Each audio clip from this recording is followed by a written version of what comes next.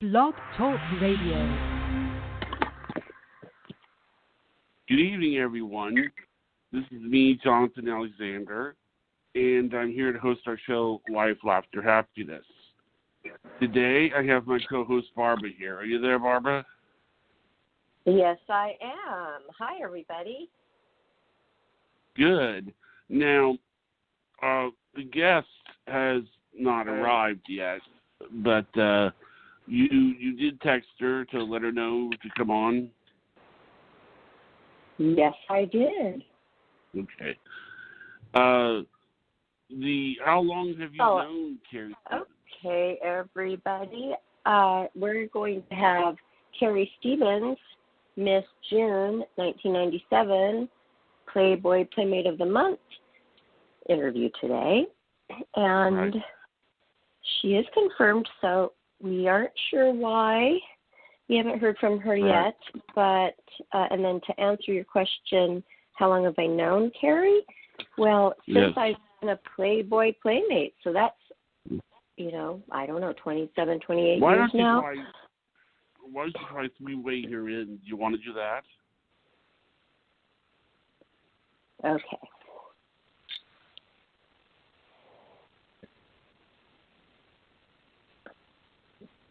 Oh, she just wrote me back. She is just like me. She's getting her earbuds on, and she'll be calling. So no problem, everybody. Yeah. Okay, that's good. That's good. I was reading up on her thing on the bio here. It was she played she was in the series Black Scorpion. She was in some episodes of Weird Science television programs, not the movie. And let's see, Beverly Hills 90210. How long have you known her? Like I told you, I have known her ever since I became a Playboy Playmate myself. And I am Miss December 92, and she is Miss June 96, so over 25 years. And she was one of the first Playmates I met and got to know. We always had the same agent, and we've had him on this show, too, or one of our agents, Kurt Clemens. Okay. That's and we just, yes. Oh. What was that? Okay. No, I mean, I what did you say? I'm just saying I remembered him. I'm just saying we've had him on the show, Kurt Clemens. He's represented a lot of Playmates, so that was something of a connection we had. Plus, we just were in always the same circles. We'd see each other out, and she is considered a close friend that I do talk to all the time. She's not one that I've lost touch with, so she is special, and a lot of people love Carrie. And she just wrote a book, and I am excited to showcase that book on our book club, Life, Laughter, Happiness Book Club. I got it in the mail, and I started reading it, and it was really well done. It's well done and well written, and I'm very proud of her and excited for her. You can get this book of hers called UNRATED on Amazon. That's where I got it, and it's a good read. She's had an amazing, very colorful life. A lot happened in a short amount of time. And like you were listing off all of her, not all of them, 'cause there's a lot, all of the TV shows and movies, some of them, she really did well and excelled in acting. And she's one that really became successful at that. And I love her acting. She's very good. And commercials. So she's been a staple in the Hollywood as a model actress for many years and is successful. And I believe she was very successful even before Playboy. And she is here. Oh, great. Hi, Carrie. Hi, Barbara. How are you? Oh, great. Welcome to the show. Can you guys hear me okay? Thank you. We can hear you fine. Yes. Good. Okay, because I'm not very technically savvy, and I had to figure out how to put earbuds in. And I bought these silly things just for podcasts, and if my son's not home to like do it for me, I don't know what I'm doing. I can't even I can't turn the TV set on without him. It's terrible. I know. I don't know how I get by from day to day. Oh, Carrie, when I got my earbuds, okay, I had to ask Priscilla to connect them. Are we live? Yes, we are live right now. And okay, because I would have posted about this. I should post that I'm here. I know, but we all should. But Johnny and I do a show 5 days a week, so we're always doing promos after the fact, after the show too. Oh, cool. I do a really great promotion, with your link connected, and I will give that to you, and then you can splash it all over social media. So it's good. Carrie, we just happen to do it live. Carrie, we don't have to do it live, right, Johnny? Well, no, that's okay. I've been doing a lot of these things, and everybody is different. So I did 2 yesterday. One was Zoom, one was Skype, and sometimes they're audio, sometimes they're video. Sometimes that's why I had to ask, because sometimes even though it's just like audio, they want to do it on Skype. So I don't know. That's why I have to ask. Because I will tell you this. I told you, I'm not very technically savvy, so I don't want to screw anything up. We have a TV channel, and I'm going to be building Barbara a TV channel. And when that happens, I'm going to put all the Playmate interviews on her channel. Oh, that would be awesome. And that's when you do see us, because we do that, where you can see us like through a platform like that. So, because sometimes, hey, we're a podcast, but we have Playboy Playmates on here, and I thought it was kind of sad that we can't even see them. Yeah, like I was going to say, there's that old saying, you've got a face for radio, but you do not fit into that category, Barbara. That's funny. Thank you. Mm. I know, but it sure is nice not having to do your hair and makeup or fix your background for a Zoom. You know what I mean? It's just so much easier. I love it.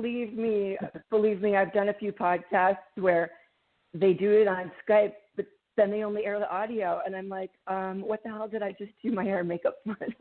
Exactly. Yeah, that is strange. What a waste. Okay, so now that we are all here and we can hear each other so clearly, which is very nice, I want to tell the audience who we're talking to. This Playmate, Carrie Stevens, is one of the most popular Playboy Playmates of all time, one of the most beautiful, I believe, centerfolds of all time. This is one of my favorites, gorgeous.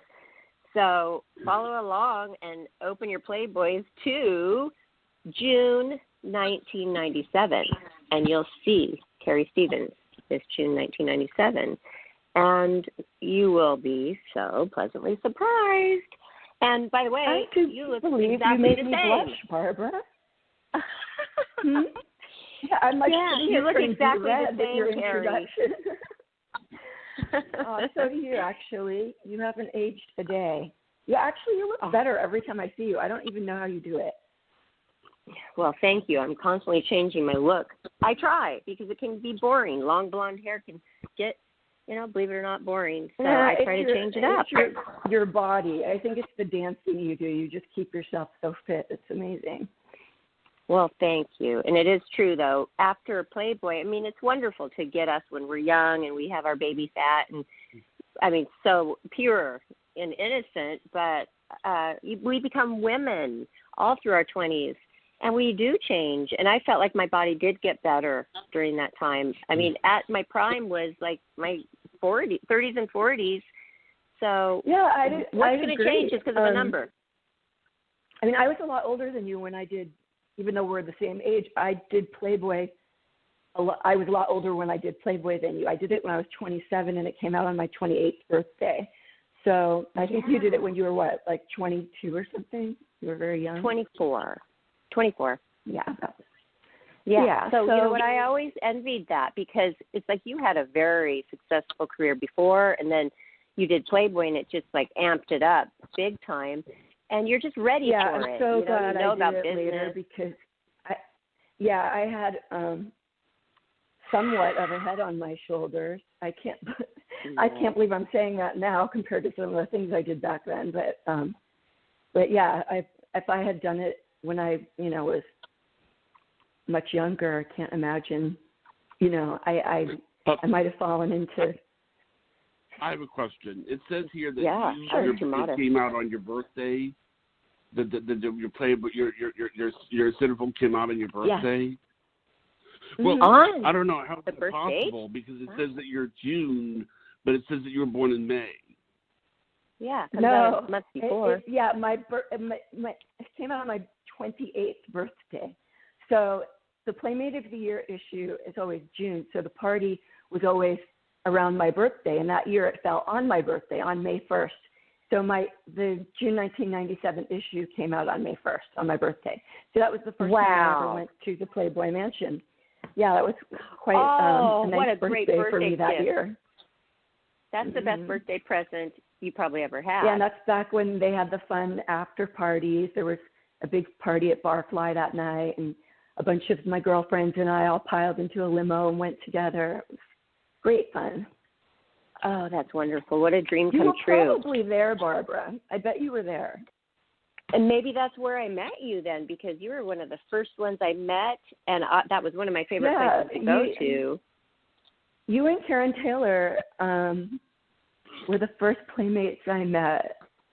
Really? And you, Karen Taylor, and Shay Marks. I did some video with Shay Marks. I remember, the three of you. I think I met you. Did I meet you because of Kurt? I don't remember now. I just remember I got closer to you than anyone else. I know, and I was talking about that before you got on. We were talking about that because Johnny always likes to know how long I've known the Playmate. And you are not one that I ever lost contact with, which have been so many. We're close, and we have a lot of the same friends. We went into the same circles. And Kurt, who we have had on the show, and Johnny knows, is one of our agents. So we had a lot of the same things going on. Plus, we clicked. Yes, we have similar hearts and souls. So that's right. Okay, first question. I don't see enough of you, but no one does anymore. But we will. We're going to get better. We're going to get better at that. Okay, we always start off with this question. It's a question that I get more often than any about Playboy. How did you become a Playboy Playmate? Well, I have a strange story. People are going to think I'm weird, but I don't care. Good. I was actually, the idea had floated around in my head for, 7 years or so since my boyfriend had suggested that I had a body like some of the girls in the magazines. But I was only 19 then, and I wasn't secure. And then over the years, moving to LA, becoming an actress, being in different situations, where I was around centerfolds, I came to wonder if I could actually be one. And I was, that thought stayed with me for many years of insecurity. But then I was in a rebirthing session, which is a guided meditation where it's like basically connected breathing. So you breathe deeply, and when you stop breathing, the practitioner just reminds you to keep breathing deep, and you kind of feel like you're floating. And this was the way I coped with grief many years ago when my boyfriend died. So that's why I was doing this kind of work. And out of that, it was like this clear, sudden message just came to me in one of those sessions that I had to do Playboy. It was just strong. Yes, I got this strong divine message. So when I got home, I had called my friend Peggy Trentini, because I knew she had been on the cover because she was one of those Swedish bikini team girls. And I asked her if she thought that I could be, I asked her if she thought that I could be a Playmate. And she said, yes. She said, I get $1,000 finder's fee if you get in, so let me call for you. So she called Marilyn Grabowski, and they set up a test. It was the same open call everyone had to do. It was like every other Thursday there was an open call. But I had, Peggy's referral, so they were expecting me. And I went in. Marilyn was out of town that week.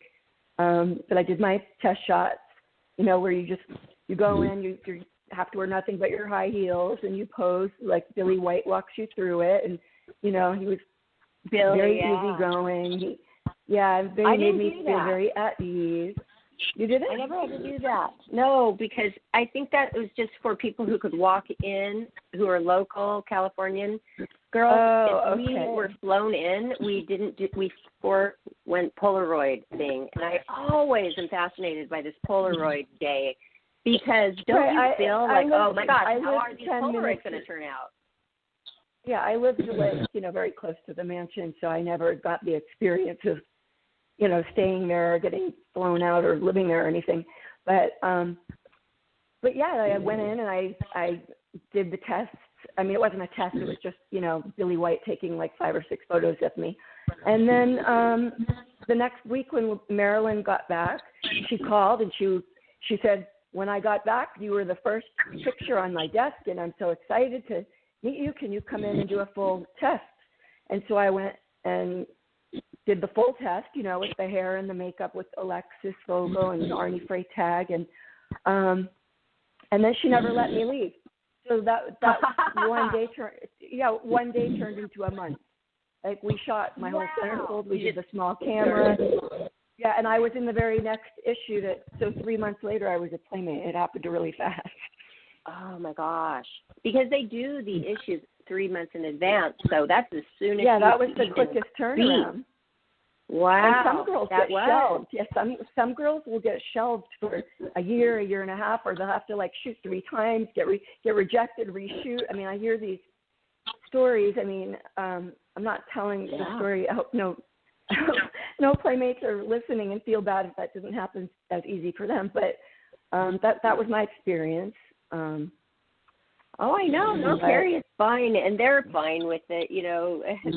It's just their story, But you are right. Many of them had a lot more things to do before it came out. Just a lot of waiting, like you said, and that must have been hard for them. I mean, I did have to wait, but Marilyn told me when I shot it in February, she's like, I'm saving you for December. So, I didn't worry that whole time. Yeah, I felt mine was great. Want to hear a funny story? So I had just broken up with this guy that was a complete jerk. And he lived in another state. And, I mean, this guy was such a user, a moocher, really abusive to me. Anyway, we break up right before I tested for Playboy, so he had no idea that I was going to test. And then it happened so fast that I got in. So I filled out that little card and sent a money order, and I subscribed him to Playboy. As soon as I found out I was getting in, so he was getting it for a good couple months. Yeah, and then it was the night of the Playmate of the Year party when I had 6 girls in my living room, and that was back in the day when we had answering machines. And my phone started ringing as we were on our way out the door to get in the limo, and I go, wait, I just want to hear who it is. So with my whole posse of friends standing there, we listened to him on my voicemail going, that was a good one.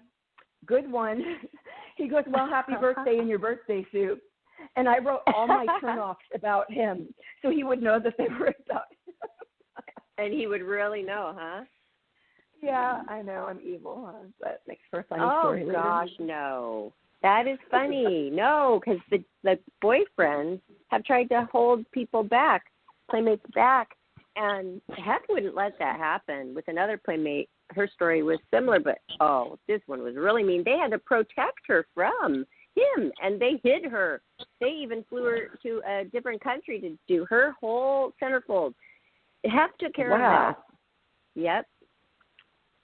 Mm-hmm. Wow. Well, I'm sure they've had to deal with more than one nut job, and I'm sure after Star AD, I'm sure after Dorothy Stratton, they probably didn't want to take any chances. You're right. That was very careful. They had to be very careful. When you mentioned your boyfriend and you lost your boyfriend, that was it. huge thing and still is to you in your day now. And can you tell us about that a little bit? It was the drummer for Kiss, Eric Carr, correct? This is all I talk about all day in podcasts. I was actually going, oh, good, I'm so glad I'm doing Barbara's show today. I won't have to talk about Eric today, but okay. Because usually all the rock and roll podcasts are who I talk to because everyone wants to hear about Eric, and I'm happy to keep his legacy alive. I'm glad, when he died in November 24th of 1991, it was my goal in life to keep his memory alive. And I have to remind myself that I'm a success because sometimes it does feel like a cross to bear, like a burden, it's heavy, it's complicated, I'll always be in love with him, always. Yeah. And it feels like being in a relationship with somebody, only I'm here and he's not. So, and now I've turned into his spokesperson over the years, and I'm still very close with his family, and the Kiss fans embrace me. I don't know if I've mentioned that. He was the drummer for Kiss for 12 years before he passed away, and he suddenly he got cancer. We didn't know it was cancer. He thought it's really scary, especially in today's what we're going through with COVID, to even think about this, the way this went down. But he just thought he had the flu, and at first I was like, oh, so what? Everybody gets the flu, he'll get over it. And then he just wasn't getting better, and he went and got a chest X-ray. It turns out he had a tumor on his left ventricle that was like the size of a finger, and he had to have open heart surgery. And then we thought he was better, and then the bad news came where they did the biopsy, and they found out that the tumor was malignant, and they scanned his lungs and found out that pieces of that tumor had been breaking off and going into his lungs. And they gave him 2 to 5 years to live at the time. And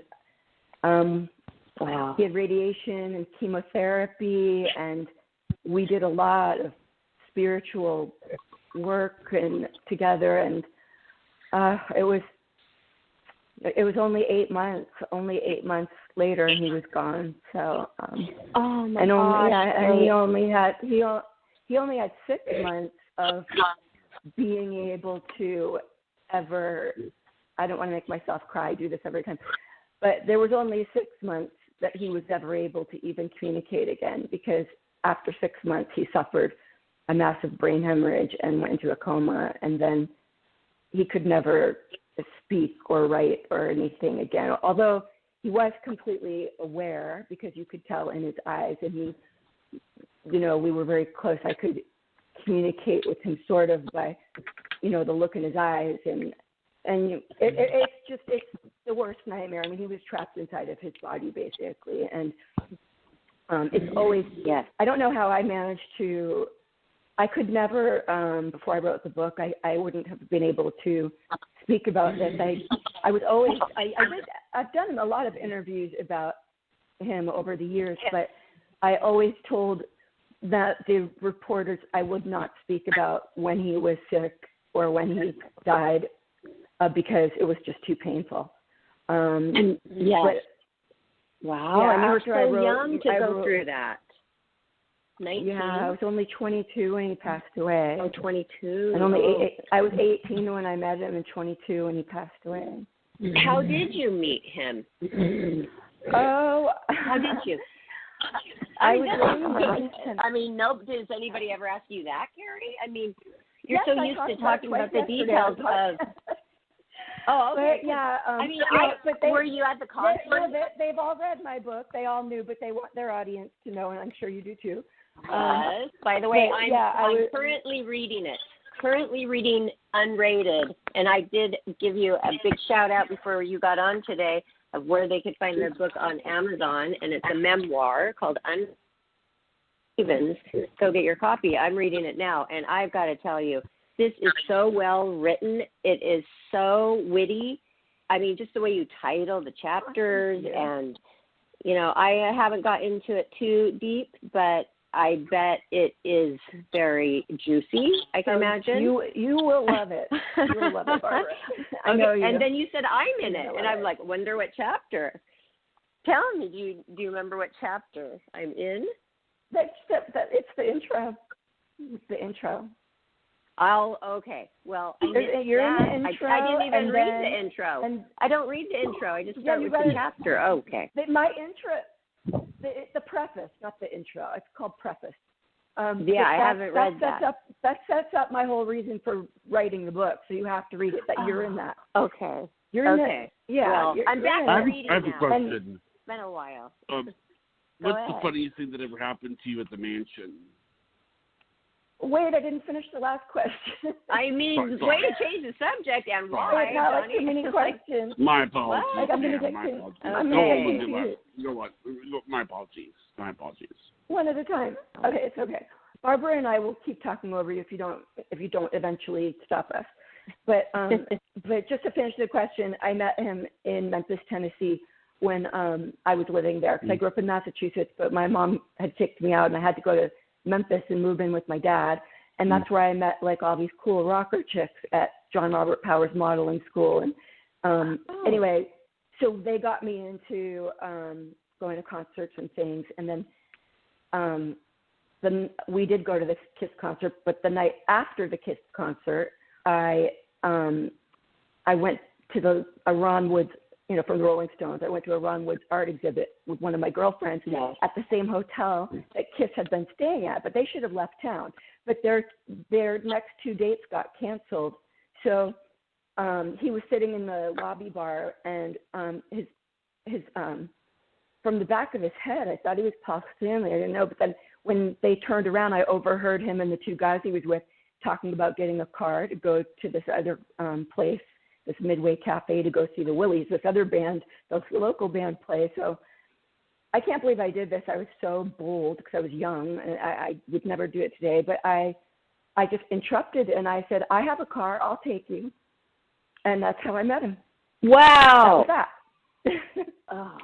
Thank goodness it spurted out of your mouth like that, because, you were so young, and, I mean, that's like a little intimidating. All the Kiss band members, I mean, they were the hottest thing since like our 5th grade. So by that age, wow. I know. And in my old age, now I like go to a restaurant, there's a celebrity sitting next to me, and I'm like too nervous to say hi. So I don't know what's wrong with me. I think that it goes down, the self-esteem, Carrie, because like a lot of my Playmate friends our age, they say, oh my gosh, I've lost my self-esteem. I feel like all of a sudden I do the same thing and I'm not feeling so sure about it anymore. See, it's normal. And then you get it back again. It goes up and down. Yeah, I hope so. I hope it goes back up again. A little silence there. And then the difficult question, what did you say, my funniest time at the wanted mansion? to know a funniest moment at the mansion. The mansion. And you can I guess we're going to go, okay, hold on. Well, I don't want to ruin my whole book for everyone. I have to pick one that's not in my book. That's what I wanted to say. Okay, Carrie's we're going to touch upon a little bit through her book and more towards the end, because the beginning, we really want to know, I mean, you were so excited about being a centerfold, and we kind of go in order, like, how was Hef? When was the first time you met him? We want to know, like, that stuff, and then we want to know your relationship with Hef. So the mansion question will come later. Let's ask her. Yeah, and when was the first time you met Hef? What? I just finished my audio book, so I'm a little bit hoarse, but I just read this entire book out loud and had to hear my own book, which was quite interesting because I'd never read it in one chunk before. The Playboy chapter, I realized as I was reading it out loud how long the Playboy chapter is, and I could have split it in two, and it's still not enough information because that was 20 years of my life. That was 20 years of, I mean, it's also sprinkled a little bit throughout other chapters of the book, but all my chapters are don'ts. As you know, it's tongue in cheek because I did them all. I did everything nice girls are not supposed to do, including pose for Playboy. So that chapter is called "Don't Pose for Playboy." So that was the part I thought was so clever. I really, got that right off the bat. Thank you. Of course. And someone with have other people no not sense gotten of humor would not get that. I only had two people in the very beginning who I told the idea, and they both said it's a bad idea, and I did it anyway because they said it's negative. I said no, it's not. It's funny. Yeah. Well, whatever. I told me it grabbed you because I read the first few, and I'm like, what? And it made you like, okay. Then you kept reading, and then you're like, oh. And then it's like, okay, wow, that was clever. And then that makes you want to like. You're really good. How did you write this? Do you know how I came up with that, I know we were going to talk about Barbara? the Playboy Mansion, but I'm going to tell you. How? I sat, okay, but I want to tell you how I came up with this because if I can do it, anybody can. I was sitting after you read the preface, okay, it explains, but this part is not in my preface, so I'll say it. When I decided to write the book, because I'd basically given up on everything and was going through sort of like how the fuck did I get here? when my name was in the headlines and they plastered me all over the world as 48-year-old playmate, I was like, is that what I like? That's like what I've boiled Is that down to. it? Is that my title? Is that so I wanted to examine how did I get here and who am I and what have I contributed to the world. And so I sat at my kitchen table with a paper and a pen and started trying to figure it out. And I started listing, and I was being self-deprecating. I was in a pouty mood, and I was starting to list like everything I've done. And then I had to laugh at myself because they are all the things that you are taught as a little girl not to do. Those are bad things. Yeah. and I did them. Yes, I did them, and that's what's funny about it. I love it. I think it's so great. And I haven't even picked up a book and started reading it and stuck with it, but I took this one to Vegas. I have it in the pictures. Did you see that? I was reading your book, Lounging in the Sun at the Wind Pool. No, I didn't. Oh, you didn't see that on Twitter? Oh, yeah. I said currently reading, and I tagged you, and I put it on Instagram story. Oh, they took down my Instagram story. I guess I had too risque of a photo. I must have way worse. One day I must have missed a day on Instagram and missed it. Well, I'm going to put it up again. I'm sorry. Well, thank you for posting that. Yeah. It was just my legs and then my hands I didn't holding. get to see it. It was that picture I texted to you, and I was just holding your book, and I was currently reading Unrated, and it clearly shows you. So, yeah, I'm excited. Okay. And you're probably thinking, well, wouldn't you like to interview me after you read the book, Barbara? But no, I don't. I want to do know me well. No, actually, for everybody else that's approached me with a podcast, I always say I don't talk to anyone until they read the book because that's what I want to promote is my book. And if you didn't read it, then you don't know anything about me. But since you know me personally, obviously I'm making an exception. And did you know we are not having you on because of your book? We're having you on because you're one of my best friends and favorite Playmate sisters. And we're doing a Playboy Playmate series where we just ask you about your Playboy and then your experience with Playboy. And then at the end, we promote whatever you're doing. But so just so you know, we love you even before your book. And we are proud of you because of your book. And excited. And that'll be part 2, you on our Roku channel, Life, Laughter, Happiness, on our TV channel. If you would like to come on, we would love to have you. Of course I'll do that. And then we could really promote the heck out of the book. Do you have Roku, Carrie? Ask my son. I don't. Okay. It's an app, right? Yeah, I'm sure I do, and if we have a Fire TV, so I think it comes with that, right? Yes. You know what, Johnny? I will walk her through that later. Okay. We have so much to cover here, and not a very long amount of time. Back to the Playboy story. The Playboy story. I want to know, when was the first time you met Hugh Hefner? What was that like? Well, he was still married to Kimberly back then, and I had been warned by Marilyn Grabowski. I had been warned because I was invited to a Sunday dinner, and back then, it was a nice day, so it was out the buffet outside, and I was warned, make sure you say hello to Kimberly first, whatever you do, like not half.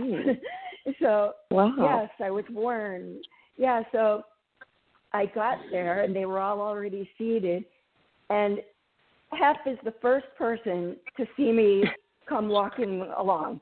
So he stands right up, and I went, oh, no. Because I'm supposed to say hi to Kimberly first. Yeah. Oh. And did you say that? But or to yourself? No, I didn't say it out loud. I was just nervous. But inside. And then, she made you so nervous. Well, that's just what Marilyn said. And then I sat down right next to Kimberly, and she was very nice to me. And she kept saying, oh, we could be sisters. We look alike. And I didn't exactly agree with that. I don't think we look alike, but she's beautiful.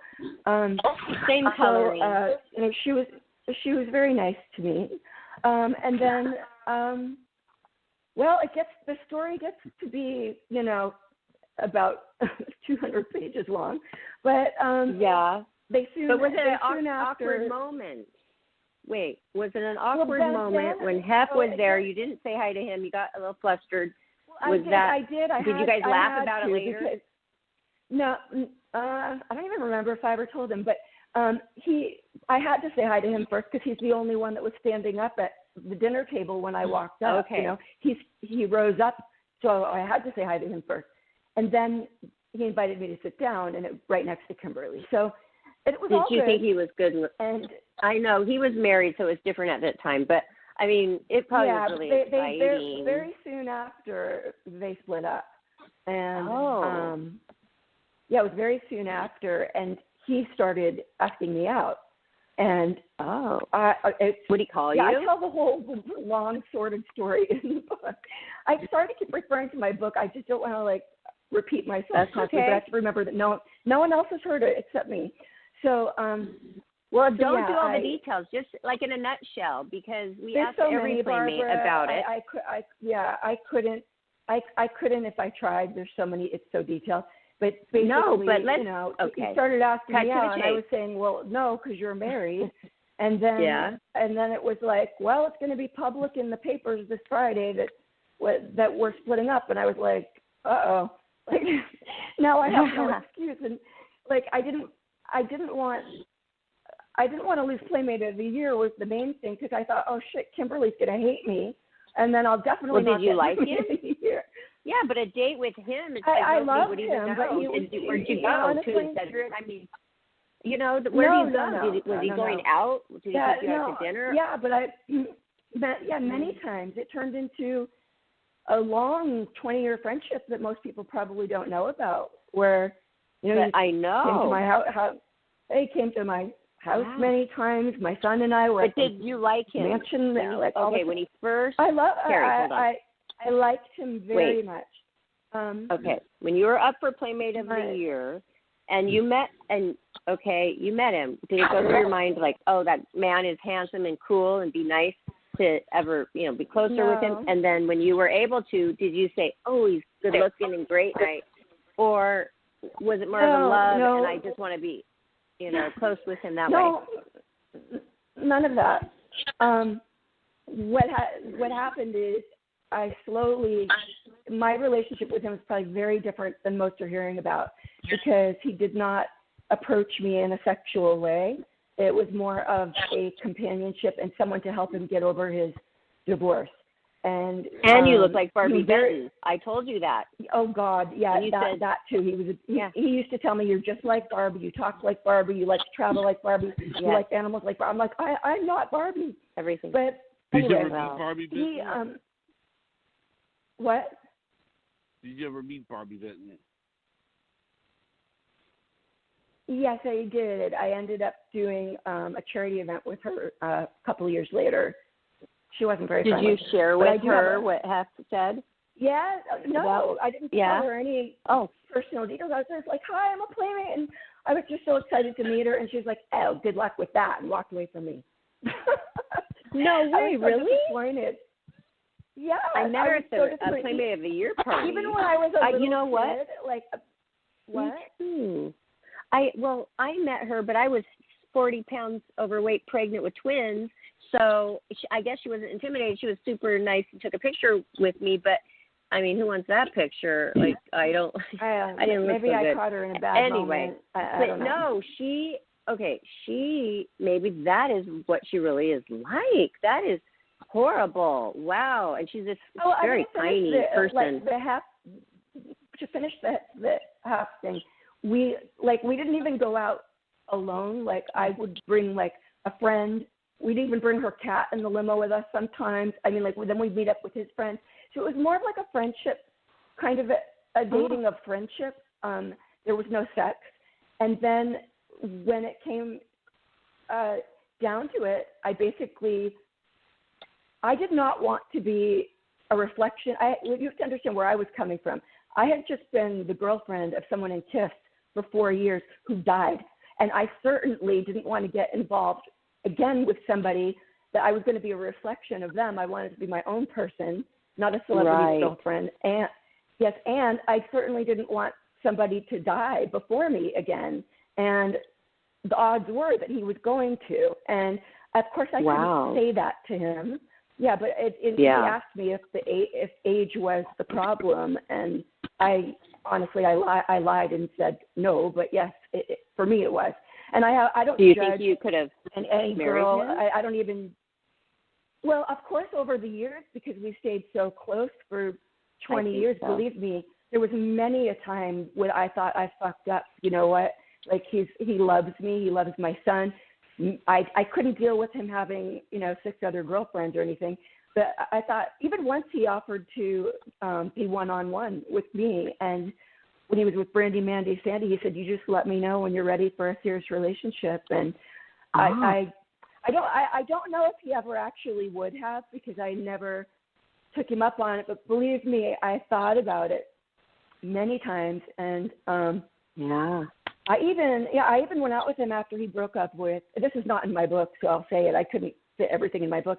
But I even went out with him after he broke up with Holly. So I was already in my 40s. So there goes the myth that he only liked girls in their 20s, because he was still interested in me.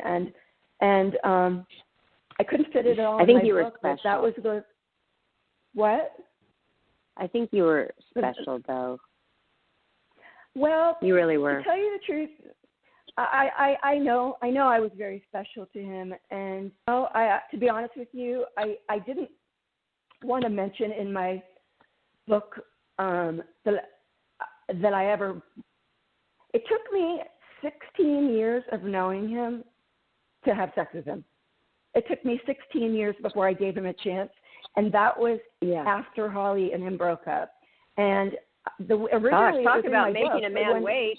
Oh my God! Right. So, but originally, after I read the whole chapter to myself after I finished it, and it would have cheapened my friendship with him to include it in the book. I'm not ashamed of it. I'm not. You're the first, person I'm telling, especially publicly, but. I'm not ashamed of it, but I didn't want it to take away from how special our friendship was, because people would get distracted by it, because unless you hear me say it, like I'm going to explain it to you, you wouldn't understand. But I gave it a chance, and I woke up, in his silk pajamas in his bed, and at like 6 a.m. and went, "This isn't for me." Like, there's valets outside and butlers outside and twins sleeping in the other room, And I was like,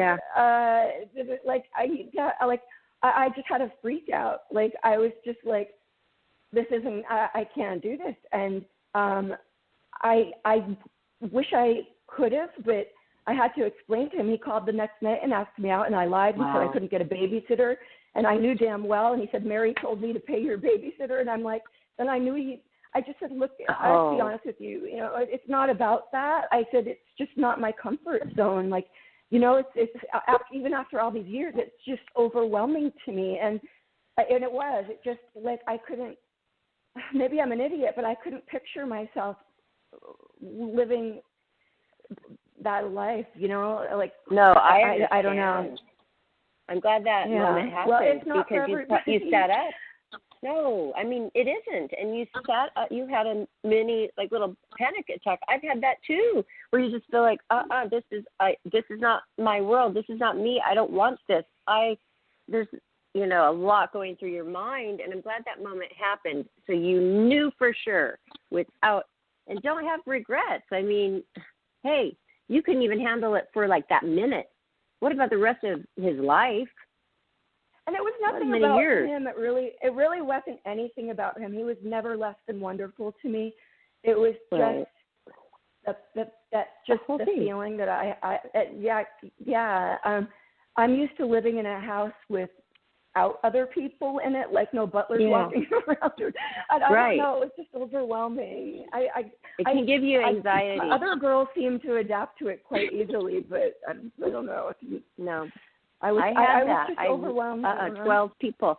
One time I counted the people when I was with Mark, and it was 12 people per morning that I would walk by. The wood polisher, the marble guy with the big marble machine. Every single day he did this to his house. Then down in the garage, the car guys, they'll take your bag to your car. I don't want them to. I don't even want to say hi. I don't want to see anybody. That was the only time in my life that I ever had to see a counselor. I get it, Carrie. Wow. Yeah. Okay. Then you get it. I get a lot about you, and you don't even know. And thanks for sharing something so special. And I also get that because some things in my life I don't want to talk about because it does cheapen the relationship, and it's a kind of a love cord that we have to that person. We don't want to break that, and I totally get that one too.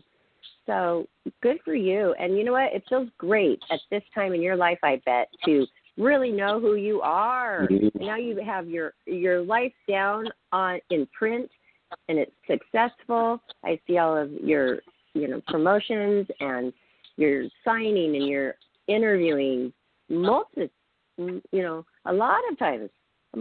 of times during the day. You're on the radio.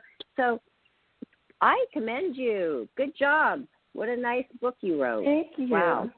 Thank you. Yeah. It took me 2.5 years, and I don't think if it wasn't for coronavirus, I probably still wouldn't be done with it. So there's the silver lining right there. But yeah, it got, when that all happened, I was just like, you know what?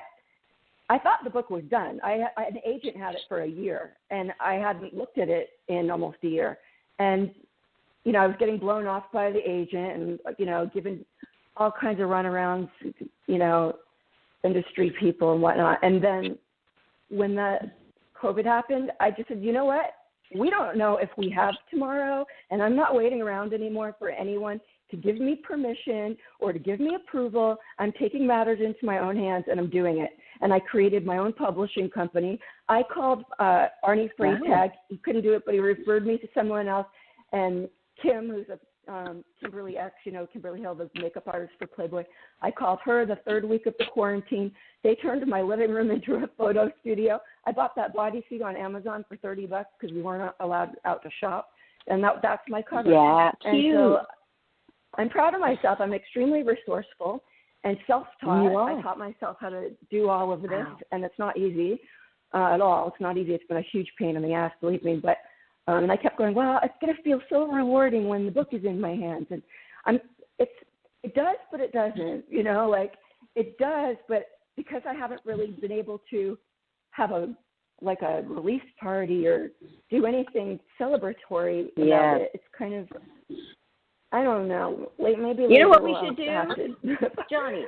Okay, when we go on the TV channel and we do our episodes there, we could have up to 75 people on. It's called Blue Jeans. And That's right. We give them the link. We could have a party like that for you, Carrie. Oh, let's do that for sure, Johnny.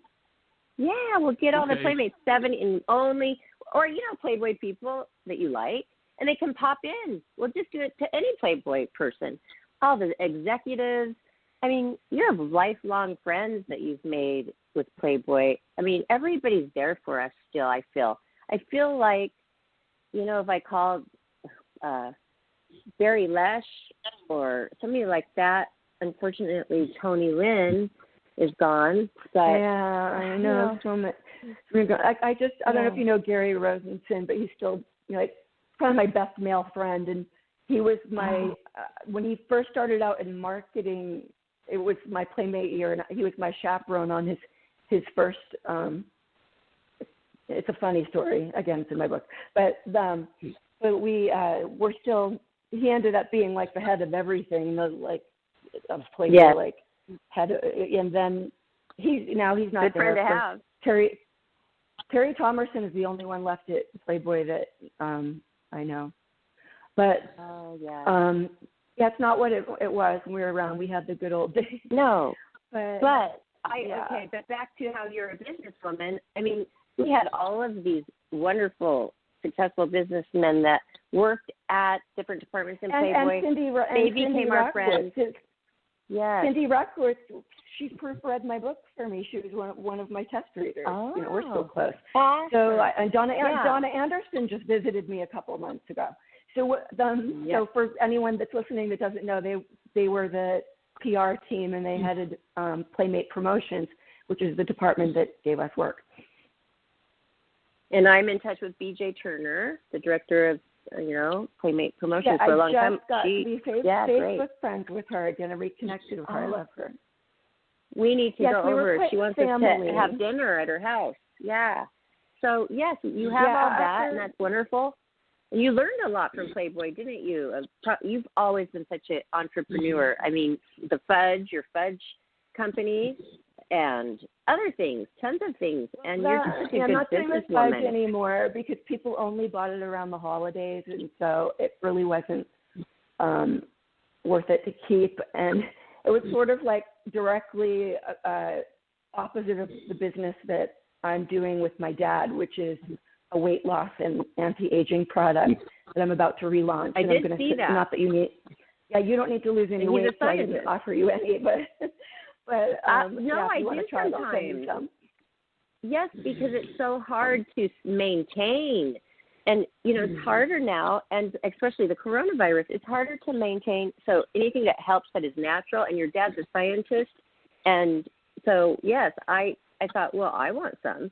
So, okay. Good. Well, we're about wonderful. I'm about to relaunch the whole brand, and now we have 3 flavors, so I will hook you up. Okay, awesome. But I wanted to go way back to a little bit with your childhood. What kind of kid were you? And also, how did you feel about yourself? Did you know that you were beautiful? Did you look in the mirror and say, oh, I want to be a model? How did people treat you kind of through adolescence? And then what did your parents say? I usually ask, you know, when you were younger, they cared about you doing Playboy. You came out when you're 28, so you're probably not really caring by then, but I still want to know, how did your mom and dad react? So touch upon that a little bit. My family, as you were like weird. A little girl. They are weird? Well, when I was little, I was very lonely because I was always the youngest. You know, my sister was 1 year older, and she was quite the tomboy, and you know, my neighbors and my mom's friends' kids were all older than me. And so I was left out. I was alone a lot. And I didn't have a tight bond with my mother. And then her and my dad got divorced when I was only 2. And, you know, so there was, you know, custody battles and the drama that, you know, weighed on me. And then I started to bloom at 10 years old. I get my period, and I get boobs at 10 years old. Yeah, I read that. I read a little bit about that chapter. Yeah, I got unwanted attention, and I was very embarrassed. They teased me. They called me little tits, and then the other girls got tits, and then they called me Dolly Parton and big tits, and Harvey Benton, oddly enough. Because she was a big thing in the 70s at this time. And I looked like her when I as a kid. So anyway. Yes, you did. So then. And now. Yeah. So anyway, I then things turned around for me, you know, by the time middle school came around, and, you know, the braces came off, and, you know, it was, you know, I became pretty. You know, I went through my ugly duckling weird phase, and then somebody told my mom, you know, she's a real classic beauty. You should get her into modeling school. So I started to go to modeling school, and I was like, what age? 16. Was you know, I 16. Carrie, when you just got the braces off, you were 16, and that's when. No, there was a big change. Yeah, I think it was 15, 16, something like that. And I went to I started going to modeling school in Worcester, Massachusetts, and of course, not like there's many modeling opportunities there, but, you know, I did some car shows and fashion shows and things, and then I was kind of wild. I was wild. I had an older boyfriend. We lived on a dead-end dirt road in the country, and, you know, we had horses and sheep and chickens and stuff. And what and, city? You know, horses, like sheep on a farm. Geese would chase me to the school bus. You know, like it was the country life. What city? And what city was this? It was a little town called Hardwick, Massachusetts. Oh, Very center of Massachusetts. Yeah, it was more cows than people, like very small town. And so I started dating this guy. There was a family that lived. There was only like 4 houses on the street, but the last house had this family that had 7 kids, and the oldest brother had moved away because I don't know, he was living with his girlfriend because he was a grown up. But they broke up, and he moved back home. And one day I saw him driving by on his motorcycle, and I was standing outside, and that was, I don't know, I don't remember I don't remember how many years I was with him. I don't know, 2.5 maybe before I got kicked out of my house for dating him. I don't know. But basically, I had no business dating a 22-year-old. I know, but I still had my shit together. But I got kicked out of my house anyway and forbid to see him. And I was crushed, and I had to go. Yeah, I had to go move to Memphis because my father was living there. He was a scientist. So if you're in love, puppy love is so strong. Yeah, and I got whisked away from, and I was the most popular girl in school, voted most popular, best dressed, nicest smile. Yeah, but we were, you know, it was like redneck Kickville, a small town, and we had no money. So I got culture shock because I get just thrown out of my life one day, and I have to move to Memphis, Tennessee, and now my dad, who I'd barely gotten to see my whole life. Now I'm in the richest neighborhood, like the Beverly Hills of Memphis, in a gated community with a lake and a boat. And my wing of my upstairs, I had 2 bedrooms with their own bathrooms, my own living room with my own big screen TV, and like my own. Wow. Well, my dad did well, and so it was like going from one extreme to the other, like going from rags to riches. And then on top of that, it was extremely, extremely lonely because it was my senior year and nobody would speak to me. And so it was not only the largest high school in Tennessee, but I was in the wealthiest neighborhood. And I'd be like at the bus stop at the corner, and like other people's moms in their fancy cars would like pick them up. They'd all pile in and like leave me standing there, not even say hello to me. I mean, it was. Oh my gosh, Carrie! And so nothing mattered. No riches could even replace. My senior. How did your mother do that? Year. Wow, that's not cool. Yeah. Well, the story goes on, but So I. Can we read that in your book too? About this? Part? I kind of. About I touched the mom. I touched your mom. on that part a little bit, but I just went into a little more detail with you. But I had to go to to Memphis, and then that's where I got called down to, while I'm this miserable and I'm getting A's and B's, I get called down to the office one day, and they say I don't have enough credits to be a senior in Tennessee, and I have to, it's not the same as Massachusetts, and I have to go back and be a junior. And I was like, oh no, another year of that? Oh no. Yes. Okay. How were you dealing with this? And by the way, you'll read this in my book. I was going to college a year early when I was in Massachusetts. I had arranged to be going to college at the community college a year early and still graduate with my class. So I was actually a year ahead in Massachusetts, and then she sends me off to live in Memphis, and then I have to fucking stay back and be a junior. So yeah, and you're behind in Memphis. That's weird. That is absolutely crazy. It was so awful. So I became, for about 2 minutes, I was a dropout.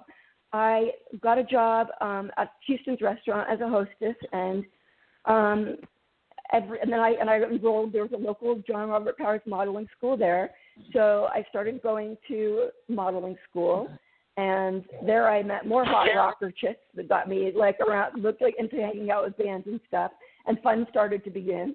And at my job at Memphis, at the Houstons in Memphis as a hostess, all the other people, the other waiters and everybody, I was a dropout, and they were all going to Memphis State University. And after so many times of saying, enjoy your meal, passing out menus, I realized that if I wanted to be a journalist, a broadcast journalist, and if I was going to do that, I needed to go to college. So I didn't even tell my parents because they're so negative, but I took my GED, passed, took my ACT without even studying, by the way, got scores high enough to get into Memphis State University, and I went to college at the same time as the other kids in my class. So I did things my way. Wow. Unadvised by any parents. Well, you'll hear the rest. It gets crazier. I don't want to keep talking about it. I could go on and on. But what your question about what they thought of me doing Playboy. But hold on, Carrie. Hold on, Carrie. Hold on. I know you. Don't worry. I know where you were in your story, but you were self-made. I mean, you got it from inside yourself. It seems like all of your motivation with how you grew up. So you know what? We're not always a product of our parents. We are ourselves. I mean, look, and then you did all of this entrepreneuring, and it came from you. That's amazing. And that's all I wanted to say about that. I mean, I needed to hear that. As a girlfriend, we don't sit around and say, "Oh, Carrie, tell me what you were like as a little girl." Much. So it's really great to find out deeper stuff that has happened to you and how you really did become who you are, who I know, who I met when you were just on top of the world. I didn't see all of that. The way up to get there. That's, to me, so interesting, too, with people. So, wow, thanks for sharing more than even what is in your book about certain topics with us. You mentioned that you did that, and that is cool. So thank you. Okay, and so we were going to then go into how you were starting to tell us how they felt about you doing Playboy. I take it you didn't really care? Well, no, I didn't care. I mean, the story goes on, but basically, I had moved to LA by the time I was 19, and I lasted in Memphis 2.5 years. So it had been, let's see, about 7, 8 years, I was 27. I'd done a lot during those 7 years. No, I didn't need my parents' approval or didn't care what they thought. And because my mother was this hippie, artist who had nude paintings, her nude drawings all over our house growing up, and was embarrassingly open about sex and was always telling us how beautiful the human body was and nudity is natural and all that stuff, I couldn't imagine in a million years she'd have a problem with it. And I told her as soon as I found out, which was 3 months before it came out, and there was no problem with it. My dad, he's another open-minded one, so I didn't think he'd have a problem, and he never has. And oddly, so maybe you my did care. Maybe you did care. You wanted them to like it or care, or enough to tell them about it. I cared more what my grandparents thought, to tell you the truth. It was my parents. I expected them to be fine with it because they're such open-minded people. But sexually, but my mother, yeah, she knew. But then when it came out, she decided to stop speaking to me for 6 months. She wouldn't speak to me. She tried to say she almost got fired from her job as a teacher. I'm like, come on, it's not 1950, it's 1997. Her name isn't even in my son. Like, why would anyone even know I was her daughter? She lived 3,000 miles from me, and she had moved out of the town that we grew up in. She was living in another state. So the whole thing. Strange. But it was her making it about her, because if it was about her, then it was fine, and I knew that. So I sent her a letter 6 months later saying basically every decision I've made in my life is because of you. You raised me, and I'm a part of you, and you taught me that the human body is a beautiful thing, and thank you for that, and blah, blah, blah, blah. And when I put things that way, then suddenly she was speaking to me again. So, now we haven't spoken in like 7 years. So I really tried I tried not to say hardly a damn thing about family in my book, because it's a fine line, and it would have been, all my friends wanted to know more about my mother, and I'm like, I can't, because then my sister will hate me. She made me promise not to. Well, now my sister's not speaking to me, and I'm going, oh, okay, well, I ended my fucking life for you. I kept things out of there that would have been more interesting out of respect for you, and now you're not going to fucking speak to me? And I didn't, you read it, I didn't say a thing bad about her. I cannot understand what I did wrong, and I just give up. The advice that I give everyone now that's writing a memoir, do it your way. Don't worry about what anybody thinks. I'm like, we're born alone, we die alone. Don't fucking worry about what anybody else thinks, because they'll probably be mad at you anyway. So just do what you want. Good advice. Be yourself. And and so you are completely happy with all your decisions and how the book turned out. I am assuming you are. And what a great feeling. Yeah, I'm proud of it. Have regret. I'm really proud of it. But as an author, you can never be done. Like, there was just can't you write another book? Where it sounds like you have a lot more to say. That was my life story, and it's long already. It's 340 pages, and I edited it, trying to make it. You want it to be like a fun, good read. You don't want any boring stuff. So, but as the author, because it's my life, like as I'm talking to you, I'm remembering all these other details that I didn't put in the book. And like when I was reading my audiobook out loud the other day, like I kept tripping up my words, because as I was reading it, I'd suddenly remember like something else that happened during them that I should have put in there. So, but basically, one day I had to throw my hands in the air 2.5 years in and just go, it has to be finished now. This is it. It's done. I could tweak it for another 10 years and it'll never be put out. But I spent so much time, hand picking. I'm so glad I self-published, because I got creative control. That cover would not be as good if I let a publishing company control it. I knew what I wanted, and every single photo placed where I want it, that tells the story that I chose. I'm just so glad that I get one chance to tell my life story, unless I write another one in 50 more years. But, right. Did you come up with the concept of the cover, which I really like? You said that you got that cat suit, which is amazing, with a zipper. I changed the title several times. I played like paper dolls, printing out photo, making little banners, trying to place. The original title was the original title was the naked. Yeah, the original one was The Naked Truth, but then when I went, was perfect for a Playmate, but by the time I went to publish it, there was 2 other books that May that came out with the title The Naked Truth, and one was by a Playmate, and the other one was by a best-selling New York author. So I was like, all right, and well, I think that we I can't use that now. We had that Playmate. Well, we do? She was, oh. Yeah, she was the one who was accused of was accusing Bill Cosby. No, it wasn't her. Not Donna Spear. Oh, God. Donna Spear. Oh, yeah, I Donna Spear. I didn't know she was involved in the Cosby thing. Mm. Oh, wow, good memory, Johnny. But I just love the whole concept, how it's called Unrated, and you have your hand on your zipper with a kind of a sly look on your face, and it's just what I wanted it to photo be. tells the story as well. The reason I contacted Arnie first is because I said I want my book cover to look like the cover of a Playboy magazine. That's what I want. And I said, who better to ask than you?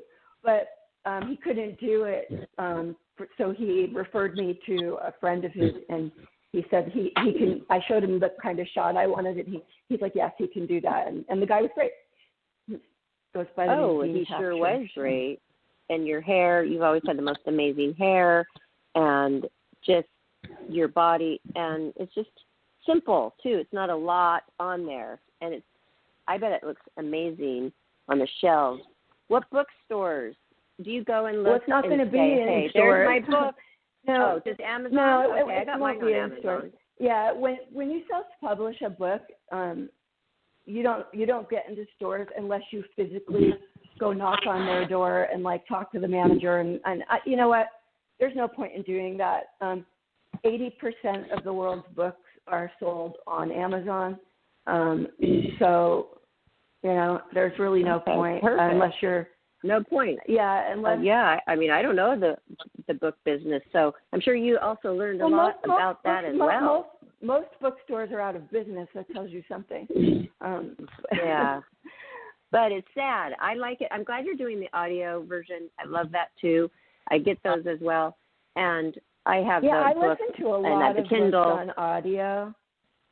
I love books on audio, but it's more special to me though. My book in print because of all the photos and the letters I printed, the personal memorabilia, concert tickets. I so carefully handpicked all of the stuff that tells my life story while you read it. So I really wanted people to have it in print first, and then there's nothing like a absolutely tangible. Refuse to reprint can buy the audiobook. And I have to have that copy. Is I'm holding it in my hand, and when I see you, I'm going to bring it so you can sign it for me.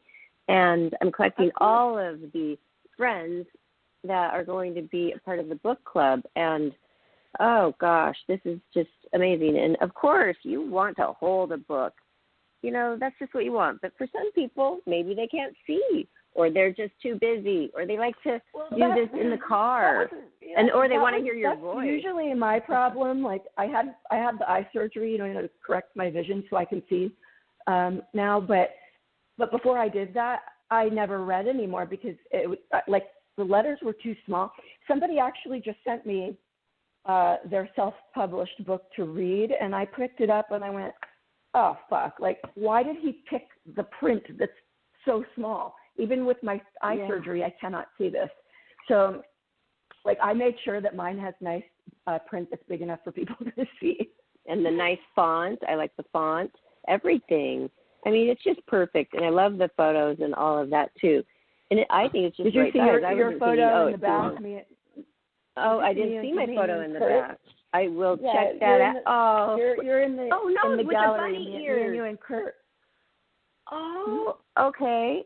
And did you? I think you. That's right. I have you at the 60th in the bunny suit and the Playboy chapter, and then I think I have you.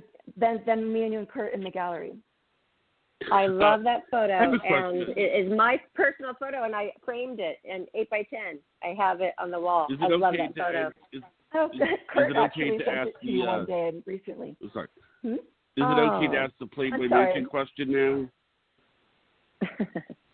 Ask Barbara. Barbara says yes. Okay. All right. Well, okay. Our show, it goes for 90 minutes if we need to. But I did tell Carrie we go for an hour. So it's up to you, Carrie, though, because it's already 6:15. If you have time to tell us your funniest story at the Playboy Mansion, like Johnny wants to know, right. Do you have time? Do you have time? And then we'll close the show by... I by have time. I just don't know if I can pick one story. That's the problem. And was it funny or was it scary or sexy? Maybe there's a sexy. I would have asked. So what's many the sexiest over one? 20 years. Okay, let's go with the sexiest one. Did you ever go into one of those rooms? Okay, you know the game room, and then it has the two kind of secret rooms. But I have a great with the story blue bed. about there, but I'll totally ruin my book if I tell you that one. Okay. Oh, okay, that's in there, huh? Okay. I love it that you have that. I met Howard Stern in that room, and I tell the story in the book. That's all I'm going to say. Okay. Well, Johnny, she has, a lot of stories. But okay, let's narrow it down then. Okay, who was you like to know this too? Who was your favorite celebrity that you met at the Playboy Mansion? Johnny always likes to know that.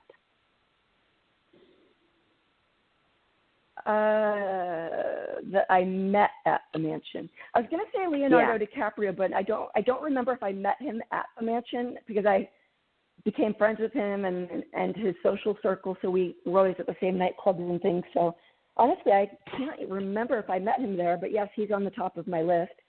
As the coolest, nicest, sweetest, what about and most famous. Okay. Yeah, and another playmate mentioned him too. Oh, I what met about Dennis Quaid comedian? there, and that's not in my book. I met Dennis Quaid there and started dating him, and it's kind of a funny story because I couldn't fit. Not to sound like a slut or anything, but like I couldn't fit every celebrity I've ever dated in my book. So that's what I was thinking. Because I know I didn't want it to be. I didn't want it to be like a complete trashy tell-all, So I only talked about the most significant relationships I had, basically, and then threw a few fun stories in there. But here's one that's not in the book, and it's a great story. So Meg Ryan and Dennis Quaid were going through their divorce. It was public, and Victoria Silvstedt and I were flying first class to London to go to some promotion, and Dennis Quaid was on our flight. So Victoria and I were getting drunk off of our asses on this night flight and laughing so hard the whole flight. There was this male flight attendant. It was this gay guy. It was his last flight. He was retiring, so he kept just pouring the booze, and people were complaining about us being loud, and he didn't care, and we didn't care. We were laughing. And then when we go to get off the plane, Dennis Quaid was sitting right behind us. When we go to get off the plane, he was right in front of me, and I whip out my Playboy business card. Remember, they used to give us business cards, and I'm like, "Excuse me, if you ever want to go to a party at the Playboy Mansion, here, call me." And I that was awesome. Give him, I was totally it was just my way of being flirty. And anyway, so then I don't remember what time of year that was, but it was hot out, so probably in the summer, I don't know. And then by Halloween, there was a Halloween party at the mansion, and I see Dennis Quaid there, and I go, "Excuse me," I go, "I'm the one that invited you here." And his eyeballs bug out of his head like a schoolboy in trouble, and he's like, "Oh, what?" And I go, "Remember, on the flight to London, I said I gave you my card and said if you ever want to call me." And he's like, "Oh, yeah." He goes, "Oh, my God, I called every hotel in London trying to find you guys." Oh, my gosh. That is funny. He wished that he would have said that right then and there. Oh, wow. You intimidated him. Yeah, so that night, that's how I met, how we, got acquainted, and we started dating. I don't know why. I'm such an idiot. I've learned a lot of good things, but he was really nice. We went on some really good dates. I mean, he took me horseback riding up at the Sunset Ranch, and he took me to a Hindu temple and taught me to meditate, and he bought me the book, the Bhagavad Gita. I still have it. And he was really nice. We hung out at his house. He hung out at my house. And then, oh God, I'm telling you, I was an idiot. We had a date on a Tuesday night, and he stood me up. And so I got temperamental, mad, left him a nasty voicemail. Then he kept calling me back, trying to apologize, and I wouldn't speak to him. Would never speak to him again. And even though he was leaving me messages saying he was so sorry, he was shooting something, and they had night shoots, and he lost track of time because it was a night shoot, and you just don't know night from day. So instead of forgiving him like a mature person, I completely just blew him off. And then I saw him again, like in a nightclub, again, like, I don't know, that year sometime.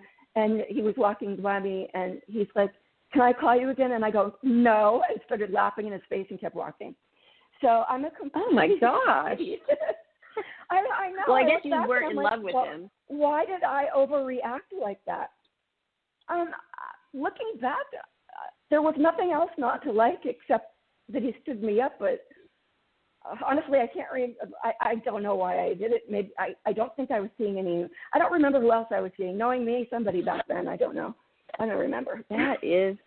That is crazy. And we do things like that sometimes. And I look back and I'm like, hey, if I would have handled that one differently, my whole life could have been it could have gone a different way.